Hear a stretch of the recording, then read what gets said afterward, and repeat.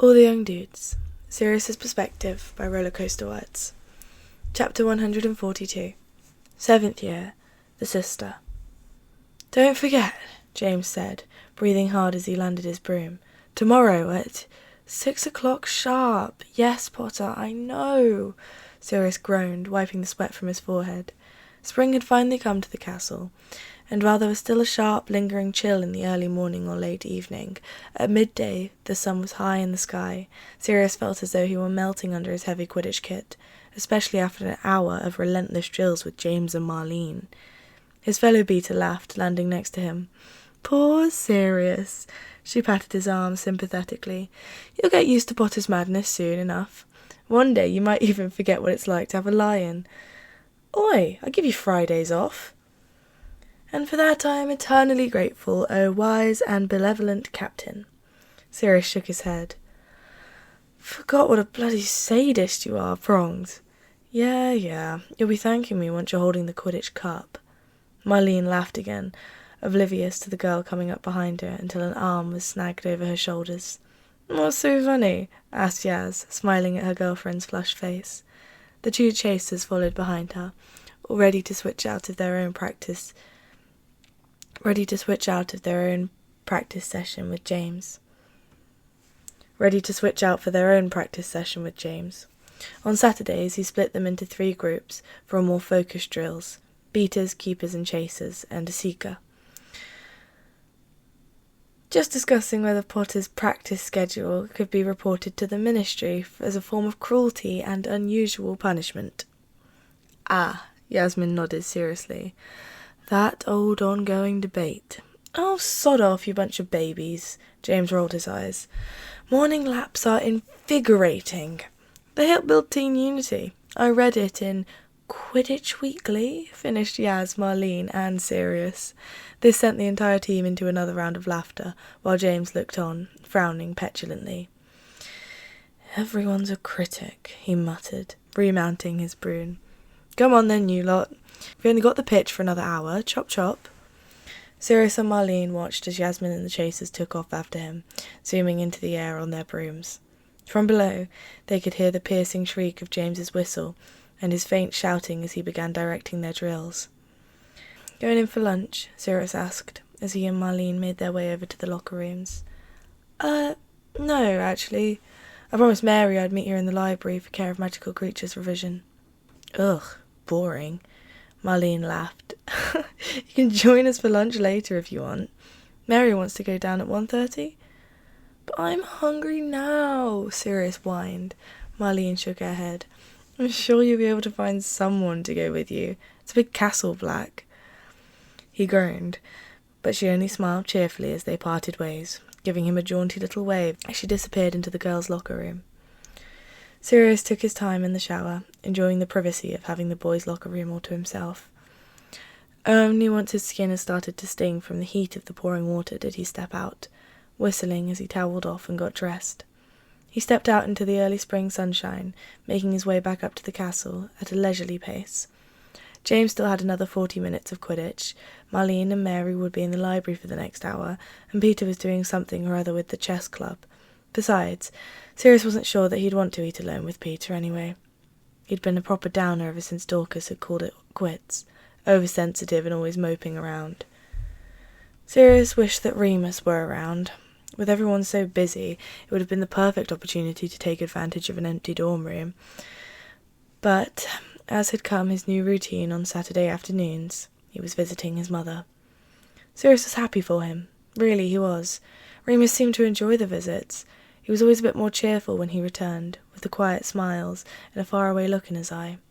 Once he even brought back some pictures, and they spent the evening sitting in front of the fireplace with their friends, exclaiming over snapshots of baby Remus. It was good for him, finally learning more about where he came from. Sirius could see that. So he'd oohed and ahed with the rest of their friends, picking through the pictures of the chubby, happy toddler. But Sirius couldn't stop the twist in his gut as he stared down at the photograph of Mooney's parents, a pretty blonde woman and a gangly man who bore a striking resemblance to Remus, all legs and arms and sandy curls. "They abandoned you," Sirius thought, glancing up at Mooney, The freckled boy was smiling, trying to snatch the baby picture out of James's hands. Aren't you still angry? Aren't you still angry? Have you really just forgiven it? He only broached the topic once, on an evening when Remus returned from the hospital, and it was just the two of them sitting in front of the fireplace. Have you asked her why yet? Asked her why what? Remus stretched, yawned, and lay sideways on the sofa with his feet in Sirius's lap. You know, Sirius swallowed, choosing his next words very carefully. Why she never got in touch? Remus frowned up at the ceiling, head tilting back.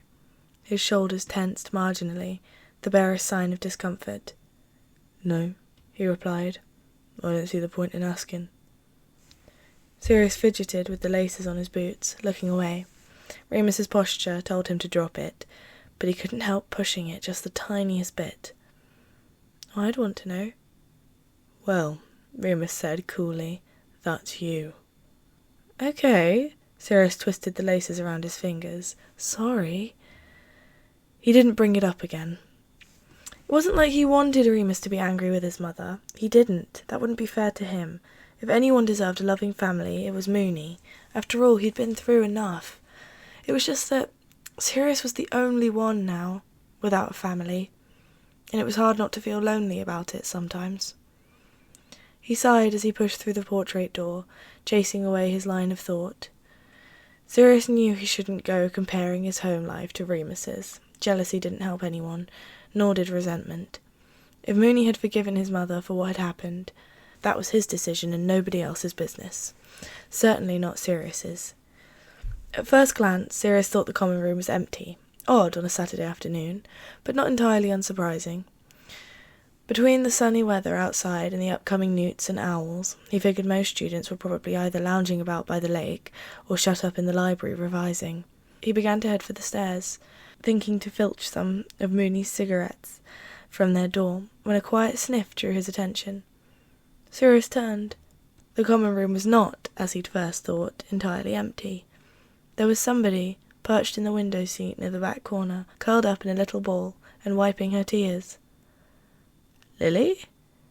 Sirius hesitated in the middle of the common room, unsure of what to do. She had clearly been crying.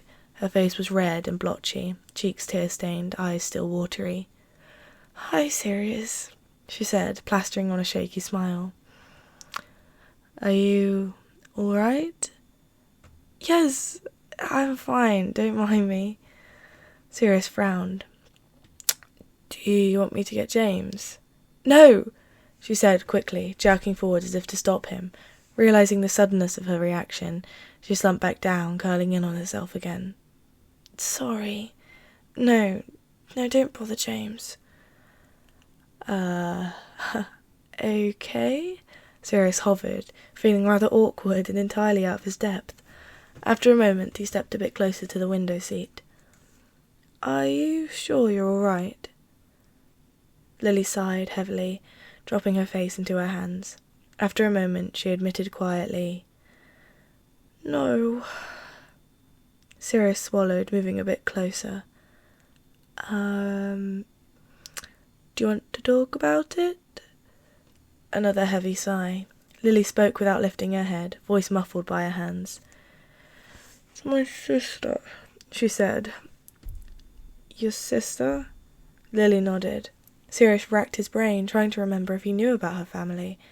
He and Lily had never been particularly close outside of groups, and most of what he'd heard had come from Mary or James. They'd both only spoken about Lily's older sister, and a muggle, of course, to complain about how awful she was. Everything Sirius had heard made her sound like a right bitch. She's getting married, Lily said, voice still a bit wobbly. Married? A silent nod. Oh, well, that's good for her, I suppose. Lily laughed bitterly. She doesn't want me at her wedding. Sirius frowned.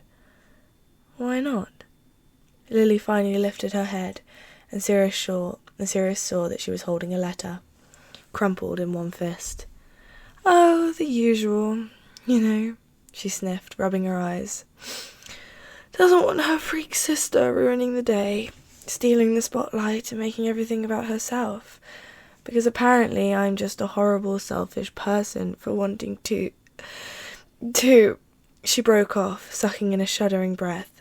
Sirius sat down on the window seat across from her, waiting patiently for her to compose herself. She wasn't even going to tell me about the wedding, Lily said after a moment. She didn't want to write at all. Our mum forced her to. She sounds like a right cunt, Sirius said. Lily laughed. Yeah. She rubbed her eyes again, smiling shakily. She bloody well is too. James hates her. Sirius nodded. He already knew that. Lily took a breath and said quietly, But I don't. She bit her lip, smile faltering. And James is lovely, you know. He's always trying to cheer me up. Says she's not worth my time, that she's just jealous, and I shouldn't even care what she thinks, and I know all that. I really do. But she leaned her head on her arm, looking out the window. I still do. Care, that is. I know I shouldn't, but I just... She broke off, pausing to collect herself. Sirius waited. After a moment, Lily said quietly, I just really, really wanted her to ask me to be a bridesmaid. Not a maid of honour. I knew she wouldn't do that. But I just thought, maybe. She shook her head. I just wanted her to want me there.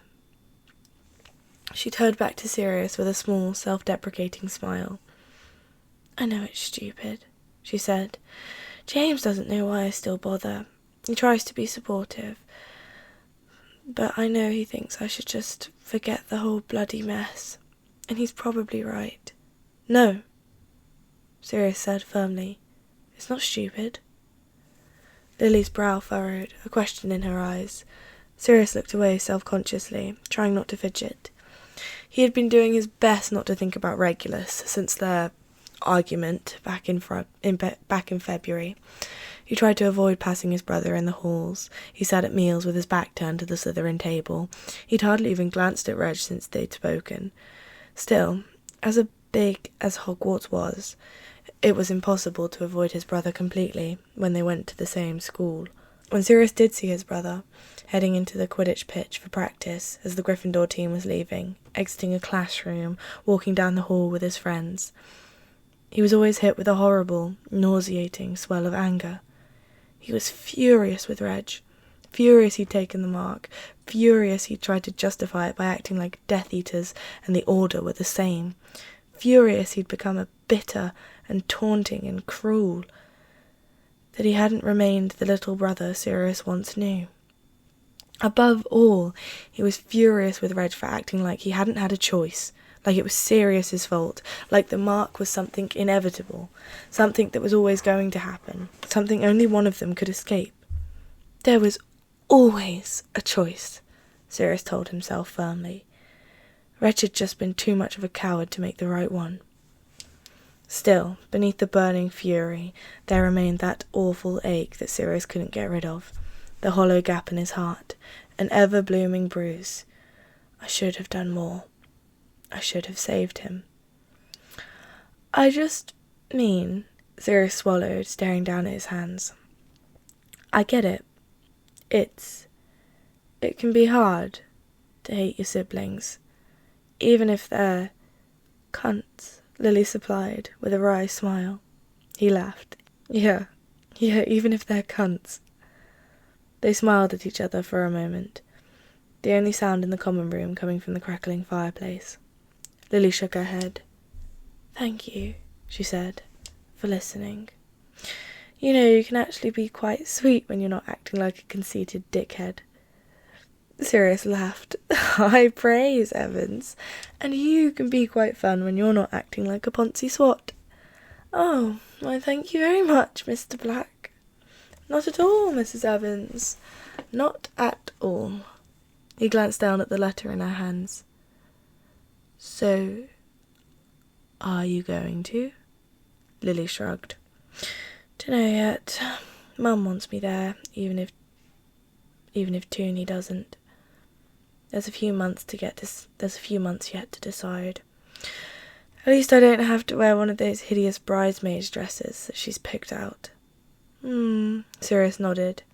You know, as someone whose family members love to get married, I can assure you that most weddings are incredibly overrated. Lily laughed. Is that so? Quite, Sirius assured her, grinning. Hey, have I ever told you about the time that I was engaged? Chapter 143. 7th Year. Breakdown. Thursday, the 23rd of March, 1978. Oh, noble cousin mine. Another letter, huzzah! I was just beginning to think you'd forgotten me, Sirius. You know, if you only ever write to me when there's a new record you want, I might have to start wondering about ulterior motives. Besides, you're a wealthy man now. Haven't you got enough money to buy them on your own? Oh, well, I suppose I don't mind, if for old time's sake. Enjoy the new Bowie. That's wonderful news about the Quidditch team. I wish there was a way for Ted and I to come and watch your final game, but I think they stopped allowing outside spectators before your time at Hogwarts, after the fiasco with Emmeroy Wood's mother. Still, I know you'll do wonderfully, and we'll be cheering you on from afar. Do you know where you'll be living yet, after Hogwarts? When I spoke to Effie, it sounded like she was expecting you boys to stay for at least part of the summer, but I can't imagine you'll want to be there long. I remember how excited I was to find my own place after I'd left school. If you need any help house hunting or moving in, you always know where to reach me, unless we have to move again. But so far the new shielding enchantments have held up just fine. Effie also told me about your other plans. You want to join the Order? Sirius, I understand why, I really do, and I don't want to try and stop you, but please be careful. You don't have to grow up too fast. It's all right if you want to spend your first summer out of school just pissing around. I sort of wish I'd had a bit longer to just be a kid, you know? What I'm trying to say is, don't take it for granted, Sirius. Anyway, speaking of kids, I know that Dora would love it if you'd visit again. It's a bit tricky right now with all the enchantments, but the poor thing's been cooped up at home for so long. We had to send Ted's family into hiding, what with everything that's been going on, and obviously my family isn't going to be swinging by anytime soon, so I'm afraid that Dora's starting to grow rather sick of just seeing her mum and dad all day. Honestly, she's starting to drive me up the wall a bit too. Have you ever thought about babysitting? Write soon. Your favourite cousin, Andromeda. Sirius smiled down at the letter, shaking his head. He'd visited his cousin once over the summer, spending the day with her and her family in their modest 2-bedroom home. Nymphadora had been a right little terror, obviously spoilt rotten by her parents, and marching around the house like a monarch, prestiging over her kingdom. Sirius loved his cousin, but he would rather swallow an entire jar of Bubba pus than spend 20 minutes alone with her child. "What's got you in such a good mood this morning?" Lily asked, sliding into the seat next to him. Sirius folded up the parchment and stuck it into his pocket. "Letter from my cousin." He reached for the plate of toast, trying to convince me to babysit her tyrannical 4-year-old this summer. "Thought Dora was 5 now," James asked, with a mouthful of eggs. 4, 5, Sirius waved his hand dismissively, setting aside a piece of buttered toast and reaching for the jam. All the same, really. "God, I can't imagine leaving you alone with kids," Lily snorted. "Oi, what's that supposed to mean?" "Well, you know, you're not exactly the most—" "Reliable?" James asked. "Dependable?" Peter suggested. "Mature," Mary put in. "I was going to say level-headed," Lily finished, giggling, as Sirius gave his friends an affronted look. "I'll have you know I'm wonderful with children," he sniffed, reaching for another slice of toast and a jar of honey. "Kids like me." "Probably because you act like such a child yourself," Mary said, poking her tongue out between her teeth. "Hey!" Before Sirius could respond any further, though, Lily changed the subject. "Where's Remus?" she asked, glancing at the clock. There's only another 20 minutes before breakfast ends. Predictably, everybody turned to look at Sirius. He shrugged. Pete was the last one in the dorm with him, he said, using the back of his spoon to spread honey evenly over the toast. He and James had been up early for Quidditch, leaving the other two roommates to sleep, while they headed downstairs at 6 a.m. I told him I was going down to eat, Peter said, but he threw a pillow at me. Sirius snorted. Probably just fancied a lion. I mean, since it's... He glanced around, making sure that no one was listening. That time of the month. Mary and Lily exchanged a glance, then abruptly burst into laughter. Oh, well, you know what I mean, Sirius said, flushing. I know. I know. Mary clutched her stomach. It's just, when you put it like that. She and Lily dissolved into more giggling. Sirius stuttered, trying to hide his own grudging smile. Honestly, he said primly, you lot think I'm the immature one. It had been a bit of a surprise, finding out that Mary knew. According to Remus, she'd figured it out on her own. Still, it was sort of nice not having to hide anything from the girls. Except, of course, for Marlene, who had left breakfast early with Yasmin. She'd been in almost as much of a dark mood as Remus. By now, of course, all the marauders were accustomed to their friend's moodiness around the full moon. But this month had been worse than usual. Remus was more irritable, more withdrawn, alternating between snapping at anyone who spoke to him and sinking into brooding silences. He wasn't sleeping well, either. Sirius woke up at least 5 times a night, thanks to his tossing and turning. Mooney finally appeared for breakfast, with just 15 minutes to spare, looking predictably harrowed and grumpy. His tie hung loose around his neck, and his hair was a tousled mess. He'd clearly just rolled out of bed. As he sat down, he shot Peter a dark look. Why didn't you wake me? I nearly missed breakfast. I tried to, Peter frowned, indignant. You threatened to curse me if I opened your curtains.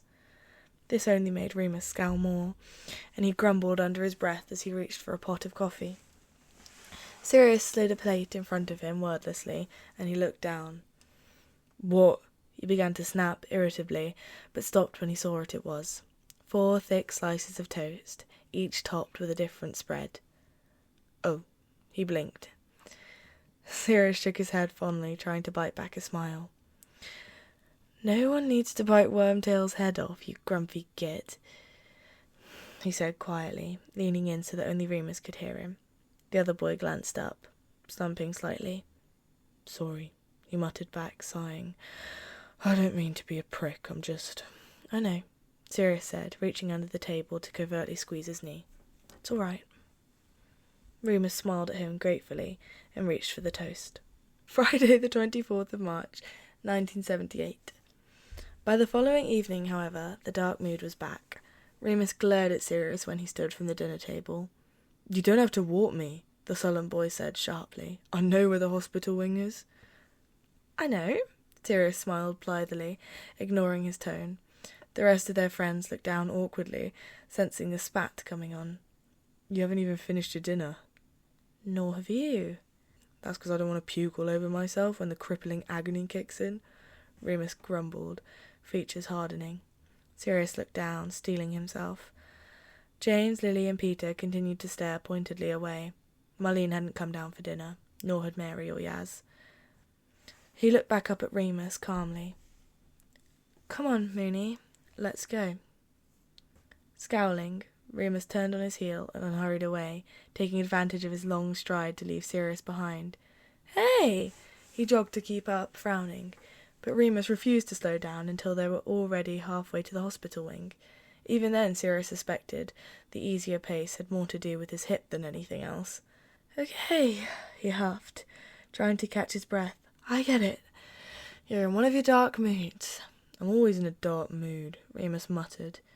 You ought to stop smoking. How are you going to beat Slytherin if you're so out of breath and you can't even keep up with me? You can talk, Sirius shot back. This is the first time I've seen you without a fag in your mouth for weeks. Anyway, what's wrong? Really? You have to ask.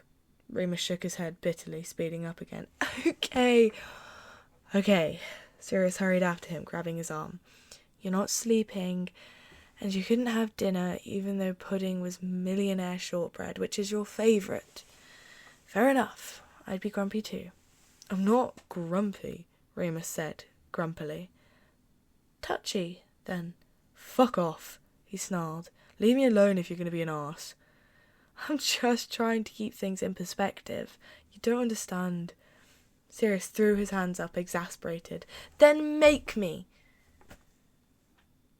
This seemed to hit a nerve, because Remus spun around, eyes burning as he shouted, Make you understand? Fucking hell. Okay, go on then. Understand that I'm climbing the bloody walls worrying and stressing, and that it's newts, and that the bloody moon and my fucking mother is crying because I can't see her tomorrow because it's fucking dad couldn't control his fucking temper, and now and Marlene crying over her brother, which I wasn't even fucking my fault, but it bloody feels like it, and school's nearly finished, and there's a war on, and the Quidditch match, and this big prank, and my hip hurts, and I'm just tired, and I really fucking wanted pudding. Sirius was relieved that the corridor was empty, because he didn't think there would have been any stopping Remus, even if he wanted to. As it was, he only waited calmly for the furious boy to finish ranting, listening until Moony fell silent, glaring. My goodness, the portrait on the opposite wall tutted, frowning from her frame. I've never heard such disgusting language. Oh, piss off, you daft trollop. Sirius rolled his eyes at her, and she stuck her nose up, affronted. He turned back to Remus, unable to stop the amused smile that spread across his face. Do you want to sit down for a bit? I think that's the most I've ever seen you say in one go. The other boy released a breath, slumping his shoulders. After a moment, he smiled back sheepishly. Sorry. For what? Come on. Madame Pomfrey will be having kittens. They continued down the hall, feeling much more at ease with all the tension finally unspooled between them. Sirius ran back over the list of grievances Remus had named, thinking, So the way I see it, he mused, smiling wryly, if I run back to the hall as fast as I can get the last of the millionaire shortbread and wrap it up for you to have for breakfast. Anything else I can do to help? Oh, you're such a wanker sometimes. Yep. Actually, there is something. Remus hesitated, glancing at him. Sirius nodded fervently. Anything. Anything. Could you post this for me? He passed over a sleeved envelope with no return address. Sirius scanned it. It was addressed to Danny McKinnon. He looked back up. Are you sure? No, but it's the right thing to do. At least he hadn't put his name on it. Sirius supposed there couldn't be any harm with writing anonymously. Okay, yeah, I'll do it right now. Thank you. Anything for our Moo. Before he could finish, Remus had a hand on the back of his neck, pulling him in for a kiss. Saturday the 25th of March, 1978. The full moon itself wasn't bad, all things considered. In fact, it was actually sort of fantastic. Padfoot and the wolf raced ahead of the others, play-fighting and rolling through the underbrush, hunting and barking and howling at the moon. The forest was its own world, quiet and dark and full of earth smells and skittering creatures to chase. Sometimes Sirius wished they could stay longer. It was a weekend, fortunately, which meant they didn't have to worry about hurrying off to class the second they had bid farewell to Remus and made their way back up to the dorm room. James, Sirius and Peter collapsed onto their beds and were sleeping within minutes. When Sirius woke up, it was mid-afternoon. James was still snoring, though Peter was gone, bed curtains thrown back and sheets rumpled. Sirius pulled himself out of bed, groaning, and showered quickly before heading down to the hospital wing, with a heaping plate of millionaire shortbread. Remus was still sleeping when he arrived, so Sirius pulled the usual chair and settled in to wait. Eventually he dozed off, still exhausted from the night before, and found himself stuck in the hazy in-between halfway between consciousness and sleep, dreaming and daydreaming. He was startled awake some time later by what sounded like an argument, going back and forth with Madame Pomfrey. Sirius sat up, blinking. In the hospital bed beside him, Remus was awake now, too. He glanced at Moony, frowning in confusion. "Is that Mackinnon?" "Let me see him, Poppy." "Miss Mackinnon, I will absolutely not have this. I know he's here. I shall call Professor McGonagall. Remus! Remus Lupin!" "I'm in here, Marlene," Remus croaked, pushing himself up. He had a drawn, resigned sort of look on his face, steady and exhausted. Sirius straightened, alarmed, as Remus called out, "It's okay, Madame Pomfrey." No sooner had the words left his mouth than Marlene Mackinnon was there, yanking back the hospital screen with a sort of force that Sirius only saw her use to attack bludgers. "Is it true?" she demanded, wide-eyed and frantic, righteous fury burning in her eyes. Sirius stared between the two of them helplessly, completely at a loss for what to do, as Marlene studied Remus. Her eyes ran over his scars, his trembling shoulders, the dark circles under his eyes. Sirius could see the moment it came together, the moment every piece clicked into place. Her face twisted into a furious scowl, then crumpled as she began to cry. "You fucking bastard!"